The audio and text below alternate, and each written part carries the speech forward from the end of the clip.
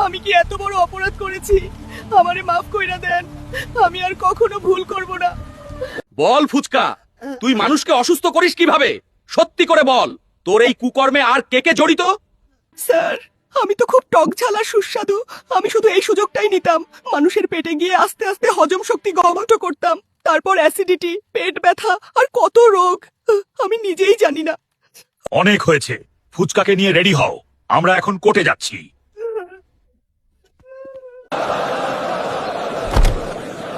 আদালত শুরু করা হলো। অভিযুক্ত ফুচকাকে কাঠগড়ায় হাজির করা হোক। মাই লর্ড, এই নিরীহ দেখতে মচমচে ফুচকা তার স্বাদের ফাঁদে ফেলে প্রতিদিন মানুষকে ঠেলে দিচ্ছে ভয়ঙ্কর সব পেটের রোগের দিকে। অ্যাসিডিটি, গ্যাস্ট্রিক, আলসার সবকিছু শুরু এখান থেকেই। আজ যদি একে ছেড়ে দেওয়া হয়, আগামীকাল আরো কত মানুষের পেট নষ্ট হবে তার কোনো হিসাব নেই। আসামি ফুচকা, তোমার কি কিছু বলার আছে?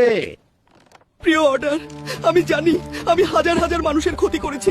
আমার জন্য কত যে পেট ব্যথা, অ্যাসিডিটি আর কষ্ট হয়েছে তার হিসাব আমারও জানা নেই। আপনারা যে বিচার করবেন আমি মাথা পেতে নেব। Order, order. সব সাক্ষ্য প্রমাণ এবং আসামির স্বীকারোক্তি বিবেচনা করে এই আদালত সিদ্ধান্তে এসেছে ফুচকা গুরুতর অপরাধী। জনস্বাস্থ্যের ক্ষতি করার দায়ে এই আদালত ফুচকাকে দণ্ডবিধির ৩০২ ধারায় দোষী সাব্যস্ত করছে। মাগো, আর কখনো ফুচকা বিক্রি করব না, আমার এইবার বাঁচান।